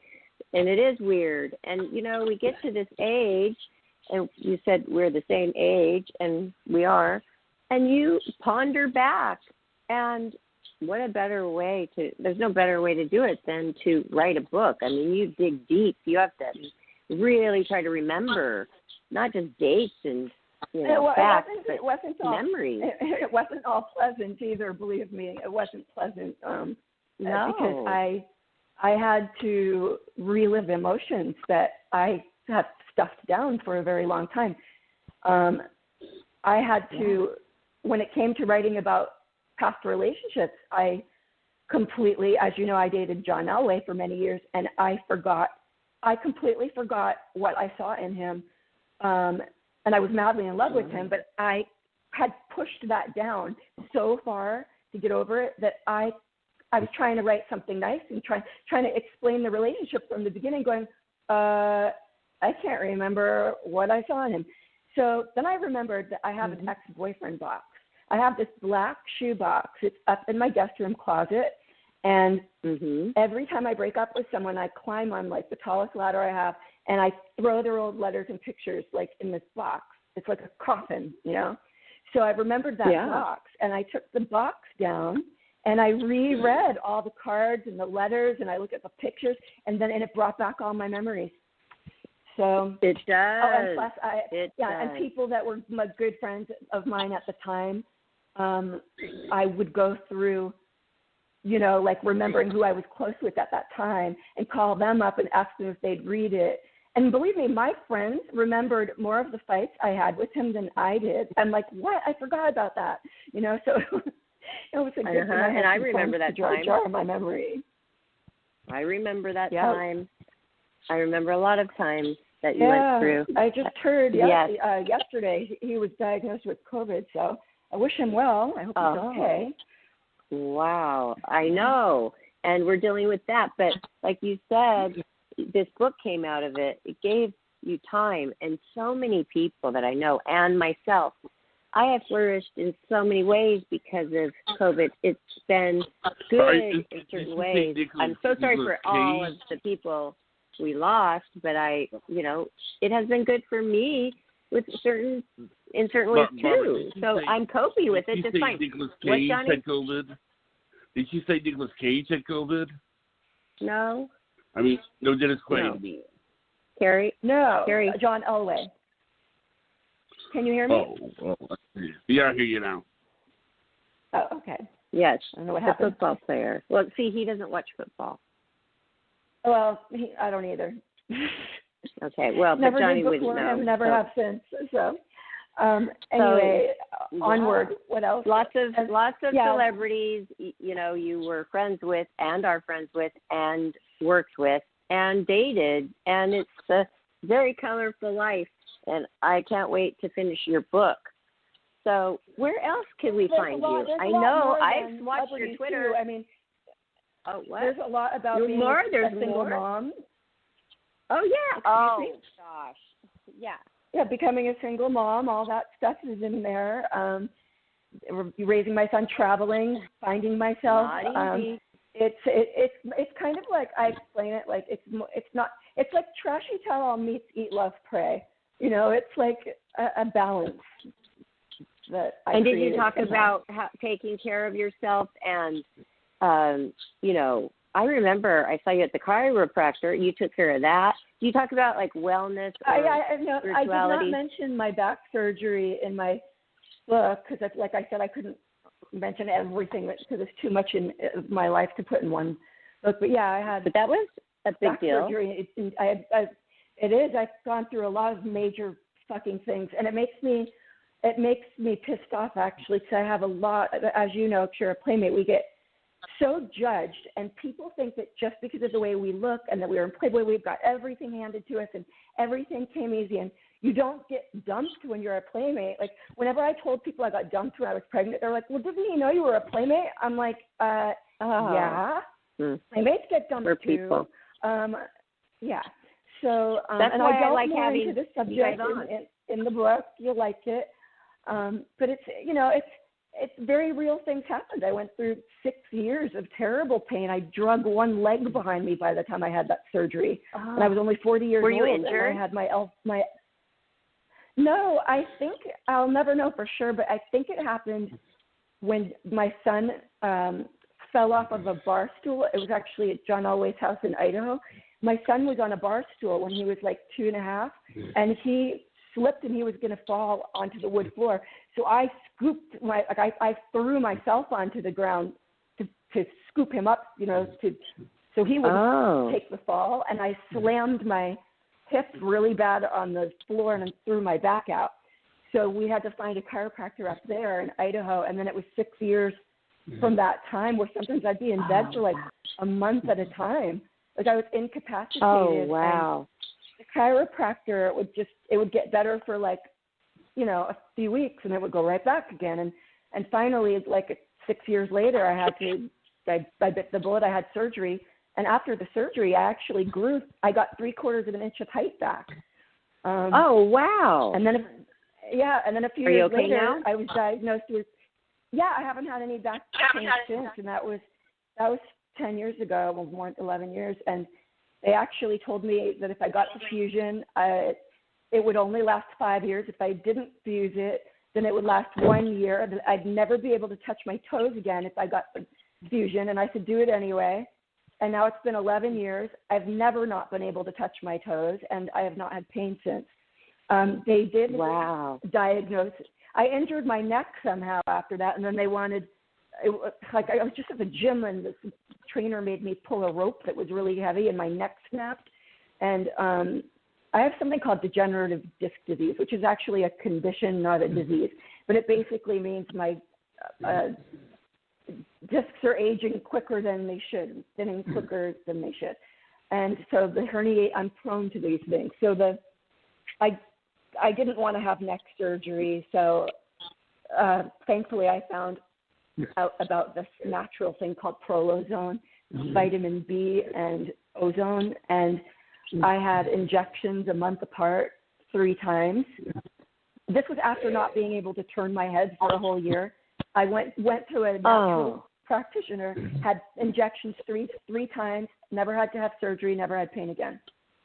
But no one listens to me. I'm always giving people advice, like when I see them on Facebook and things, and they're complaining about their aches and their pains. I tell everyone about it, but nobody listens. It's not covered by I will insurance. listen to it. However, it was cheaper than my copay for my surgery, and there's no recovery time. So, it's a lot better of a deal. Oh, wow. Because, and also when you lunged and you saved your child from injury, that really whacked your hip out. And that does it. That has caused my everything to be wrong since I was doing an advertisement with this electric bike, and it got out of control. The lady turned it up when I wasn't even looking, and she's like, changed my thing. Then I whacked into a fire hydrant so hard out with my hip. Okay, it went the wrong way. It threw me into the fire hydrant on my hip, and that has put my back out. I need to talk to you. Oh my God. Yes, I can give you some good advice. Actually, there's newer things since. The prolozone, I would definitely try that. But the stem cell therapy may work for you as well. And Suzanne Summers' latest book is, I'm obsessed with it. Why am I spacing? A New Way to Age. It's by Suzanne Summers. And it's interviews with all of these cutting edge, like anti-aging medicine doctors. And there's great information in there about the stem cell placement and she even talks about her daughter's knee was healed with prolozone in that book. So it's a lot of information. Carrie. That's one of the few books I bought the hardcover, and then I bought the audiobook first, and it was so good that not only did I listen to it several times, but then I had to buy the hardcover because I wanted the information handy right in front of me. Oh, no, we love having referrals. Promoting my book when I'm promoting Suzanne Summers' book, and I did the same thing on a podcast yesterday. I was supposed to talk about my book. I ended up promoting a friend of mine's book who's a drummer, but whatever. That's okay, but that's what we do, It works like that, we connect to people, and that's what we do in this world of being independent contractors, celebrities you probably have modeled for 30 years and acted.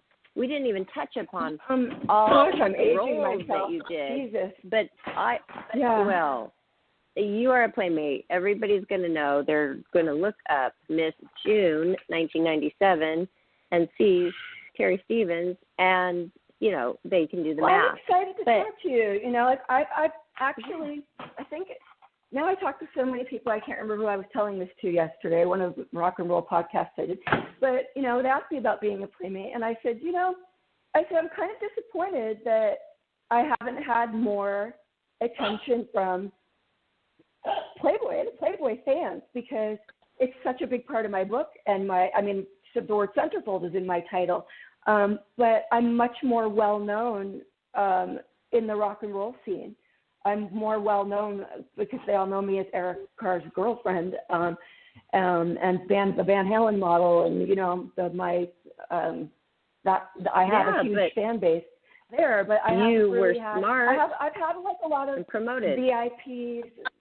Yeah, I've had a lot of VIP fans go to my website and pay for the signed hardcover, and they'll identify themselves as the Playboy fans. But if Hugh Hefner was still around and Playboy was around, he would have given me a great write-up in the Playmate News and helped me promote, and they would have, he helped me promote my fudge, Centerfold Chefs, all my businesses. He always had my back. They put my dancing in when I would win. Story about here's a half story that's not in my book that shows you what a wonderful guy he was. When I started my company, Centerfold Chefs, my catering company, and I got a production deal to do a presentation, reel for it. And Hef said yes to me, coming up to the mansion to shoot and all the stuff. And then that's right. I was with the crew. That's when I was on that awful cooking show that I can't mention or I'll get sued for every time I mention them. But I was on a cooking show, but we were promoting the show and my business, Centerfold Chefs, and Hef said that we could shoot at the mansion. So I show up at the gates with the crew and 2 cars full of people, and they won't let us on the property. And I'm like, what? So of course I call up there immediately, and I find out that's exactly when he had to sell it. And the people, the new people that came in, Hef said, yes, of course we could use it. But the new people said, no, they can't, because they're not insured to be here. They're not under our insurance. And then I got a call from the company, and they told me that I could not use the name Centerfold Chefs because they owned the name Centerfold. They have that word trademarked. So I call Hef like crying, and I'm like, Hef, like they told me I can't use it, you know, like what this, and this was about the time, you know, him and Holly were breaking up. He had to sell the mansion around that time, and half the business and all that stuff. And this is right before that happened. And so he said, I'm going to write you a letter. He said that says that you can lease, that you have my permission to lease the name for free for the rest of your life. And I was like, oh, perfect. I love you. My problems are solved. Right? So then right after that, okay, so first the mansion was to go. Then he had to give up most of his shares in the company. And then when he had to give up his shares in the company, they told me that that Hef didn't have the power to do that and took it away from me. So that was the end of my centerfold chef. Gosh. There you go. Fucking asshole. Oh, no. All that work, yeah. Yeah. Yep. That's a whole nother chapter about how sad it is that Hef's gone. Hef had my back. He printed it in Playboy, like a big news thing about it. I mean, he tried. He had my back. He really did. He really did. And oh my gosh, Carrie, we are doing something so special it's a tribute to Hef. We are going to choose Playboy Playmates to come on to our TV show, and we're going to bring a medium on, and we're going to channel Hugh Hefner. Would you like to be a part of that?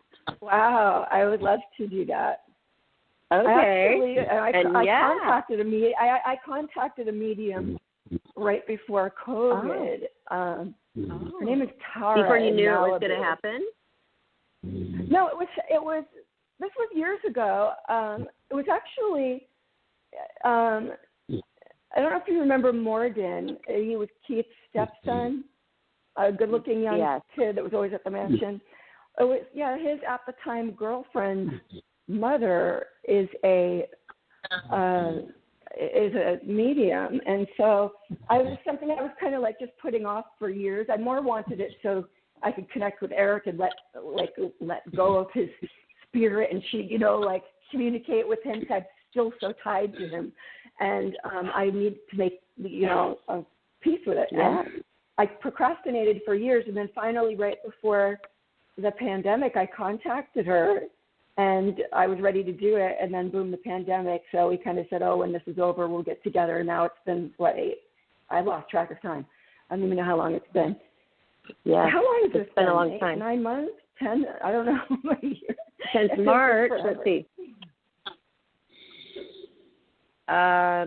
Is that 8 months? Yes.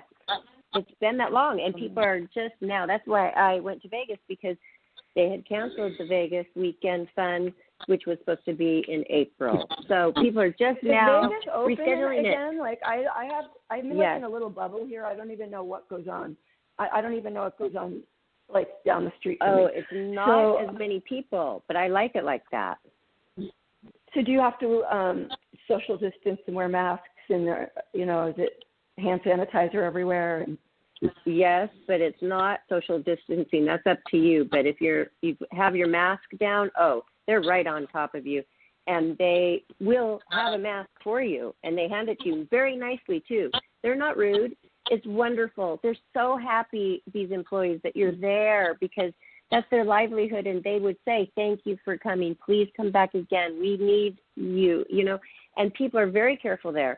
I felt very safe, and at the restaurants, they even have a mask holder for your mask and a fresh one right there for you with tongs. They hand it to you. But, these were 5-star restaurants, but, otherwise I wouldn't go. I wouldn't go if I felt like, okay, I'm going to really be in danger. Yeah. The most dangerous thing is the flight. A road trip up the coast, and it was really creepy because so many places people were just sitting on top of each other. They weren't, even though there were signs saying social distance, they were not social distancing. And like we'd be like, okay, those people are coughing and sneezing over there. We're not going to eat here. Then we kept having to just go back to our nice hotel and stay there. Yeah. Yes, and for the gambling, they had every spot that you are at the table was tall plastic. Everybody had their own plastic. I thought, hey, it should have always been like this. You know, it kind of gives you your elbow room. So for me, I liked it. But, you know, be careful. It's the airplane. At the pool or at the restaurants, or where was the plastic? The pool, I don't like it because you have to wear your mask when you're laying there sunbathing, but I did it.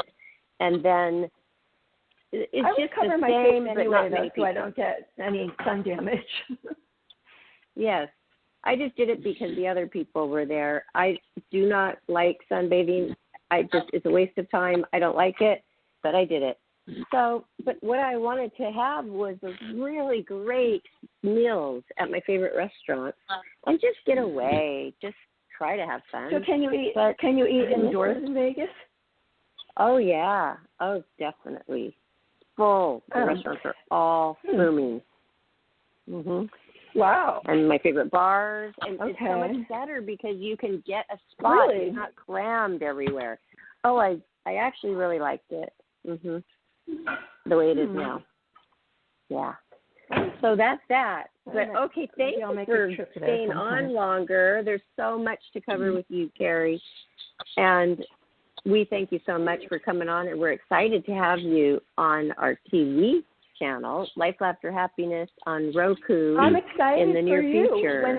When do you think you'll have that up and running? Oh, it's already up and running. Well, we already have it up and running. It is already going. Good. The one that he's making for me, mine, not yet. What we're going to do is... Oh, you know what he says?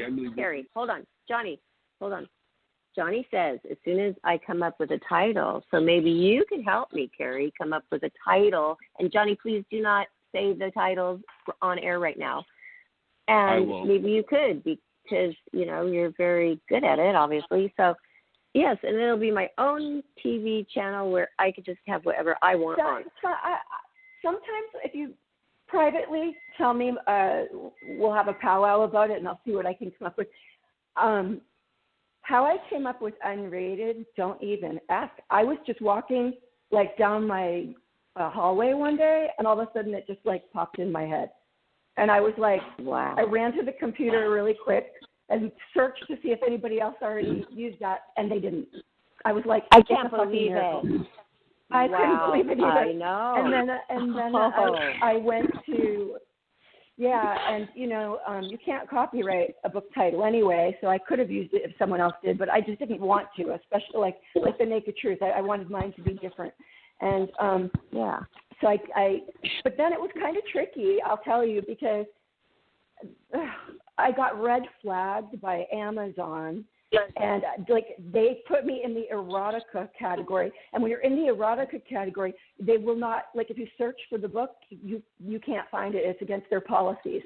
So I basically I went through like hell and back with them to try to convince them. I had someone else end up doing it that does it for a living as a favor for me, but she works for a book company because it's impossible to communicate with them. But finally she got through to them and convinced them that it's a memoir and it should not be red flagged. But because of their algorithm, just the word unrated made it sound like it must be erotica. So, thank goodness. Little things like that. I'm just there was a lot of roadblocks I went through that I didn't expect that were annoying, but which makes it all more worth it. Try to help you think of one. Oh gosh, thanks. I mean, it would be fun. So, okay, I just want everybody to know where to find you, too. I saw your numbers, your followers go skyrocketing on Twitter recently. So you have a big presence on Twitter. Good for you on that. Yeah. I noticed it. No, I hover around 60,000 all the time on Twitter. Yeah, well, that's a lot because I've seen it grow. It's always been a lot. But Twitter's actually my favorite of the social media. I think that's why I have more on there than the other. I don't know. Like Facebook is just so personal. I like that no one's in my business on Twitter. Like, you know, if I write that's how I feel about Instagram. I don't want 50 personal messages after I make a post like Facebook people do. Are you okay? I understand. Yes, I'm fine. Yeah. And that's what you do, like, better on that. Like, I I prefer Yeah, Instagram. people don't I bug just me like on that Twitter. whole thing. They love you, but I force myself to do it. And now that I do it more, now I'm starting to like it more. So you just kind of have to plunge right in. But I love Instagram. But you're on everything. So Facebook, Instagram, and Twitter. But do you have a fan? Yeah, that's my Carrie Stevens page, and Carrie P. Stevens is just my private page. But I mostly keep all of my posts public anyway, so it doesn't I don't check friend requests because it would be a full-time job, and no, so I'm just I just post it on my page. I don't look at friend requests. I post the same things on both pages anyway, so. It doesn't. You don't need it. Okay. I would like to tell you about. I still get my. I want to tell you about something. I still get everything. Okay, but Twitter, follow her there, but I do want to ask you to please join. I don't think you have yet. I'm not sure. My Playboy Playmates group. I've been running that for a while, and I couldn't do it. Oh, let me see if I have a friend request. I approve everybody, and I go on there every day and approve. So, and it's tons of people every day. I mean, it grew. I tried to post a few times about my product because I was giving a special deal to Playmate for my dad's project, and I couldn't do it. And then I tried again with my book, and I couldn't do it. And then I don't know. I was going to ask you, and then I got busy. So whatever. At least we're talking about it now. Okay, yes, and I'll make sure that you have the friends request. But that group I have promoted your book on there a couple of times myself, and I copied them. Yes. Oh, of course, I am very proud of you. Now I feel bad I didn't even see it because I was upset because I'm going, wow, there's only 4 Playmates that have even been supportive and posted about it and tweeted about it. Well, obviously, I didn't even see your post. Now, Carrie, I wanted to tell you, have you ever played the game The Sims 4? I'll do it again. Oh, did the phone? I didn't hear Johnny. Oh. Johnny, we didn't hear you. Yeah, have you ever played the game The Sims 4? Oh, what? The Sims 4. I don't even know what that is. What are you talking about? Well, it's a computer game, and you meet people and live in houses games. and everything. Oh, and one of the things I've been able to do is I have this house. It's like a gamer. I have this house, and I made all the Playmates that have been on the show, and they're living in the same house. Oh, God. It's cartoon characters. Anyway, okay, I'll explain it really quickly. He plays a game. He's a gamer, and he can create characters. So every Playmate that is on our show, he goes and creates his, cartoon character of that Playmate. Is it okay if he makes one of you? Oh, of course. Everybody so far said yes. Okay. Go for it, Johnny. Right. Okay. Awesome. Okay, well, we are having to come to a close because we will get cut off. Thank you so much for giving us so much of your time. And like I said, I'm so proud of you with your book, Unrated. Everybody go out, get this book, Unrated, on Amazon. And it's by Carrie Stevens. More than just a Playboy Playmate. She's on our series, so we found out a lot about your Playboy experience. But part of the reason I do this for the Playboy Playmates is because I like to find out who they are. What makes them tick. They're people. Well, I'm so glad you're doing it. It's so nice. It's so nice to. It's probably gratifying for you to connect with everybody because I know that so when it was the end of the Playboy Mansion get-togethers, it was like the end of my social life, and I've never quite recouped it. So, I know. Yeah, I miss everybody. But not only that, you're so right, and it's not just those people. It's people that I only saw for a few years after 1992, and then totally lost contact. Those people, or what about the Playmates I've never even met? Those people too, and it is so nice. Like Tylynn John, I hadn't talked to her probably for like 25 years, and we're going to fly to Puerto Rico together and rescue dogs for a mission, and then I'm going to bring back a dog because I'm looking for a dog. So it's things like that. And it's been amazing. I'm getting chills because that means really that there's cool. angels around. Yeah, and so I am connecting with a lot. And then I realized I should have been staying in touch better because these girls are cool. I mean, who's your favorite? Actually, there's friend? a few I know that Victoria. are popping into my head. Well, Victoria Silvstedt and I were like instant besties because we had to do all of our promotions together because she was Playmate of the Year and I was the centerfold in that magazine. So, and we're still really, really close. I love her so much. Let's see. A lot of them, like, Layla Roberts, I was really close to, got married, moved away. Most of them. But I still stay in touch with so many. And then I've gotten,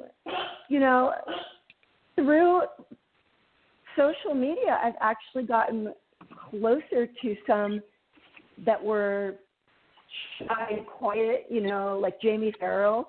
She was always so shy and quiet, and she's so intelligent, and so well. She went out with Dennis Quaid such a sweetheart. She did. You know that? Actually, she did. We were recently talking about that. And so did Shayna Moakler. I think Dennis got around, but I went out with him first. Anyway, Darlene Bernola, I don't know if I'm saying her last name right. I always pronounce everybody's names wrong, but she was, her and her twin sister were playmates of the millennium. And we didn't know each other very well, and then we ended up in Ireland at the same time, the last 2 summers in a row. So we got together in Ireland. I had my son with me. She had her daughter. We had a great time. And now we're super close, after bonding that way. That's cool.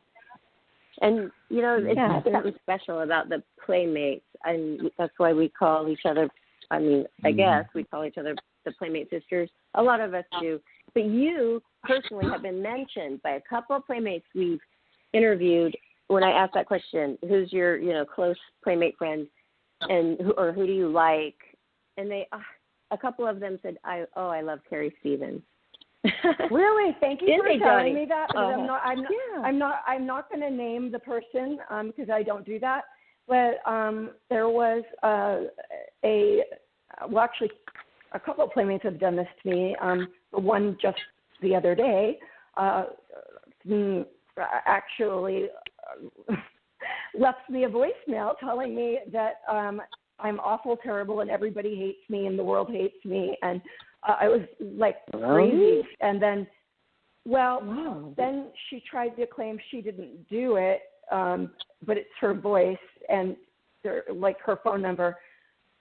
Anyway, I don't want to get into it, except that she kept denying it. I was like, hey, if you were drunk and don't remember, it's fine. I forgive you, but she just went on and on and on. So believe me, it's nice for me to hear today that people liked me because it's not fun to come home and check your messages and hear that the world hates you and every playmate hates you. And I had another one do that to me a few years back who I didn't even see her at the mansion party, actually. It was the last mansion party I'd ever been to. I didn't even see this girl there. I didn't even know she was there. And I got a wackadoodle crazy email from her telling me again that the bartenders hate me, the valets hate me, security hates me, all the playmates hate me, nobody wants to be your friend because you're so tough. I'm like, and you know what I did? I showed it to the head of Playmate Promotions, James, who I'm very good friends with, because I wanted him to know exactly what this girl was like, not the sweet one that she was pretending to be. And so she is jealousy probably. And that's her. Well, I can't imagine what else it is because I didn't even see her at the party, so it's not like I did anything to her. I didn't even know she was there. So So not all of us are sisters. But anyway, I don't listen to that kind of thing. Like when people are negative with me, you know what? I just block them out of my head. I really never. They probably think I talk about them. As you'll see, I don't. They're just gone. They're not. I don't name them. They're not in my phone anymore. They're deleted. They're gone from my. I just don't have anything to do with people if I know that they're capable of such negativity and cruelty. But anyway, that's why I wanted to thank you for telling me that people said that, because I often am a little bit scarred between the one a few years ago and the recent one, because there's a huge age gap between the two. It makes me feel like, wow, okay, they're both telling me everybody hates me. I'm like, I know the valet and the security guys like me. I'm still friends with them. They still talk to me. But so I know it's not true, but it still gets to you when somebody first throws their poison arrow at your heart. It stings. And then I get over it, and I'm sensible, and I go, that's not true. But yes, that's what, I don't know. I'm talking too much. Thank you so much for letting me know that people say nice things about me. Yes, and you know what? But you have to be the way you described, because otherwise you'd go crazy, because this is happening to us. And all the time, and the stalkers and all that. So we have to grow this kind of thick skin. It's too bad, but you know what? You have managed, and I believe I have too, to keep our, sweet side. And, we have still vulnerability. We're not callous, but it still hurts everybody. And that's another reason I have the Playmate jealous bone in my body. I don't like hearing another Playmate the most successful Playmates are not jealous at all. And you know what was interesting about being a Playmate? When I became a Playmate, I felt like I found like my family, like I fit in, like because all the other girls were beautiful and they were also nice to me. It's like we were all equal, because before that I did have some friends who it seemed like they didn't want to be friends with me because I was prettier, or like they just didn't want to be around me, and I had girls treat me very badly because of it. They didn't want their boyfriends leaving them or their boyfriends looking. Believe me, I wasn't even allowed at like my own stepsister's wedding. She thought her husband would look at me. What we go through. It is sad. Yeah, so I found my tribe, when I became a Playmate. Exactly. I was so comfortable around. I want to say something else. When the idea first came up for the Playboy series, there was some resistance, right, Barbara? Oh, right. And it caused two people to leave. It caused two people to leave. Say it like it is. It did. It caused. I won't name the name. The part that was ridiculous. Wait a minute. The part that was ridiculous. What? Yes, well, we had two people that used to be part of the show. He got rid of them. He got rid of them. It was an ultimatum they were giving Johnny, me or them. And Johnny's like, okay, Barbara. Yep. Wait. No, they were saying it's your show, and they were like, it's either me or Barbara? Well, it's Johnny's show, yeah. Tell her, Johnny. Tell her. Okay, this is what happened. We were going to do, this person, I won't say the name, did a series on the air where she brought on her friends and she interviewed them. Okay, now, Barbara decided that she wanted to do a series where she wanted to interview Playmates and find out how they became a Playmate. Now, why is it, as I understand it, you know Barbara for how long? How long ago was 1997? Okay, in other words, about 20 years. 20 years, okay? And we've had on this show, on the series, we've had Ilke Jensen, we've had Renee Tennyson, we've had Shauna Sanders. We're not getting to the point. The point is... Okay, I've got to get to the point. Why is it that one person can bring her friends on the show and the other person can't? Is what I'm trying to say. And that's the why other person that had the show said Barbara couldn't do a similar thing with friends. Mm-hmm. Yeah. Co-host? Because it was Playboy, because they were Playmates. That's why. Yeah. That's why. So it was the same show as yours, so they were a part of it? They were part of the show. They were the other co-host. She was the other co-host to this show when I came along. She was there for a year before me with Johnny. Johnny's had the show for 12 years. Okay, then I didn't even know about it. I loved her. So I didn't. okay, I don't know why I didn't know about it. It was going on for 12 years, but it was ridiculous. Oh, well, she had her friends on, different. and then she said, "You can't have your Playmate friends on." Exactly. Yeah.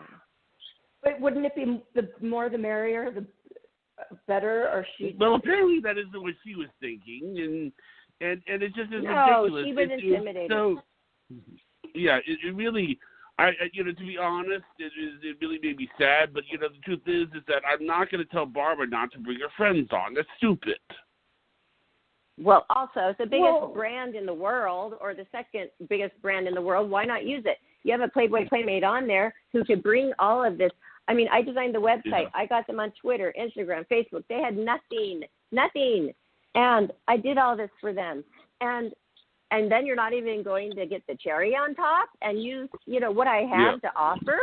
I mean, come on. We have they got mad so many Playboy Playmates. And then was like, oh, and all forget I wanted it, near her. Yeah. All I wanted to do was even just have a few, like people. a 3-week series. That's it. I wasn't thinking, but this thing has really taken off, so we keep going and we love it. But we have a lot of other stuff on the show 5 days a week. It's Playboy, one time a week. So she just didn't like it because she thought, it's going to become a whole Playboy thing. But really she's thinking it's going to become like all about Barbara. And the other one who was a guest with having sometimes. A Playboy thing? Do you know how popular? Our point. My That's son our point. is 18, and the rabbit head logo. He thinks everything with the rabbit head logo is so cool now, and he's like, "Yeah, it's in style, Mom. Like it's like the young people like it now. It's like an iconic thing." So, I think it's great. It bugged them that they were not Playmates. I'm sure. I mean, my dad told me. Oh, I thought they were Playmates. Sorry, I assumed they were Playmates. So, they're not. Gosh, no, it was just some lady that Johnny was doing it with. It was a normal, and I loved her. I thought she was great. And then another person kind of got involved, and then all of a sudden changed her tune. And she chose me with Johnny. Okay. They hired me together. And so, anyway, the whole point is that us as Playmates, or just us as pretty people with good figures, people don't want to be around that because for whatever reason, we're getting more attention that bugs them, or, they wish that they would have grown up to have the body and the face, and they don't, and that makes them mad. Some love it. I mean, as we know, we have tons of friends in this world, but some hate it. So we have dealt with this discrimination. It's like you were 16 or 10 or 11, 16 when you bloomed. When it started. That's when it starts. Mm-hmm. And I think one of the things it started, and then my circle gets smaller and smaller over the years. One of the things we deal with it Barbara still to this day. Is how smart she is, and how, like, if I give something to her to use, like a software or something, she turns it into she makes something great out of it. So I love the fact that she's my co-host. I love the fact that we do things as a team, and we make decisions. So much better without them anyway, Carrie. It's so much better. I was fine. I bet it is. But I bet it is. Oh, yeah. I think your Playboy themes, I don't even know what they were like, but if they couldn't be open-minded enough to adapt, then it wasn't going to grow. So I'd say it's probably for the best. And it's actually kind of funny because I talked to Victoria Valentino about it, and she goes, because it's so funny, these two women were very, very spiritual. And Victoria Valentino says, well, it doesn't sound like they're being very spiritual. It sounds like they're being a little judgmental, if you ask me. I mean, what is this about? That's not throwing cast the first stone or something was, So, it was the Victoria Valentino. That's what Victoria Valentino said. So. Yeah, because we're supposed to be about positivity and accepting everybody. And I was merely just trying to explain to them, I want to show the Playboy Playmates what's inside. And yes, we'll touch upon the fun stuff, the mansion, your centerfold, of course. But we are going to go deeper in. And so why not? Oh, they said either it's us or Barbara. And then what's I didn't even know all of this was happening, Carrie. And I love it that Johnny he just blocked them. They were over like at that second. And then, well, he tried for a little while to like explain. And then he just said, "Hi, Barbara. It's just you and me now." And it's like, I really commend Johnny because it's hard to confront people. But it wasn't easy. We have to. This is our life. We do this every single day, and we pour our heart and souls out. We can't be stifled. With them, if I had sided with them, it would have made me sick. Because, see, I do not want to have a show where I tell people we can't have you on. That's just, my show is designed to cover a wide range of topics. And it's not meant to be, seriously, I would feel terrible. I mean, because fitting in the sisterhood like that, I mean. I told him he could even have Stormy Daniels on, Carrie. I told him, who cares? Go for it. She's hilarious. I think you should have Stormy Daniels on. No, I thought I haven't seen her in a long time on Twitter, but she used to post funny stuff all the time. I thought she was hilarious. Yeah, she's funny. I've heard that she's really cool. Okay, but anyway, so we deal with that, and you're doing such a great job, and so good to hear that this book has really made you feel, it sounds like, a whole, and you write it down, it really puts things in different perspectives. So I'm very happy for you, and everybody just go get Unrated on Amazon, and then look forward to later. The Rock and Roll Centerfold. Yeah, the Rock and Roll Centerfold, but later on they're going to be able to get the audio version, or is it out now? No, that won't be out for a while. That's okay. It's a pain in the ass. Now we're in editing mode, and then you've got to submit it, and then you've got to wait to get accepted. It's the whole process. So and then we look forward to planning your.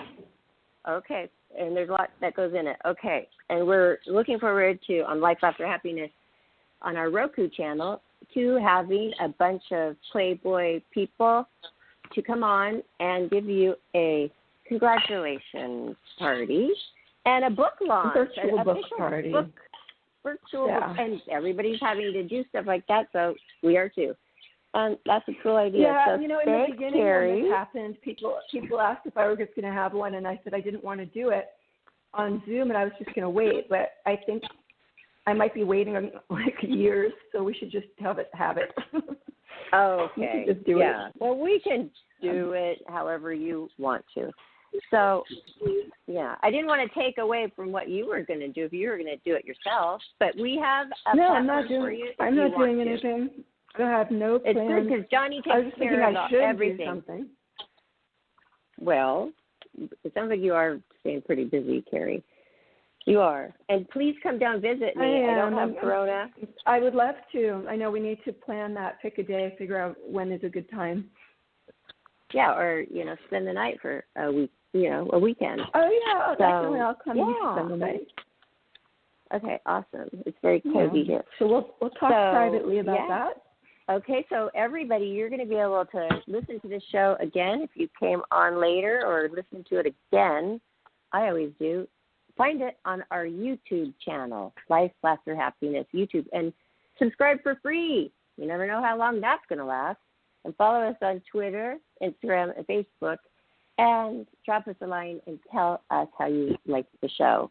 And follow Carrie Stevens on her fan page. XO. Oh, yeah. Yeah, I'm Carrie. XO. Like Facebook, kisses and hugs. Carrie Stevens. Well, you could just go to carriestevens.com, and all the links are there. Okay, and you have a great website, so that's great. That'll lead you to everything you need to know. So thank you, and we will be posting this and your link to make it easy for all of our friends and our family. And I'll share it too. And I'm so happy I did this interview because I live under a rock because I've been so busy. I didn't even know you had the YouTube up, so I'm going to go subscribe right now. And awesome. But forgive me now that you know how busy I've been. Like I've now I can come out from under my rock now that I finally got the book out and my son's off to college. But you're excited. I know I'm going to go subscribe. Mm-hmm. Awesome. Thank you, Carrie. Miss June, You're 1997. Welcome. Thank you so Carrie much for having Stevens. me. I love you so much. I love Thank you too. Good night, Carrie. Thanks, Johnny. Good night, Barbara. Okay.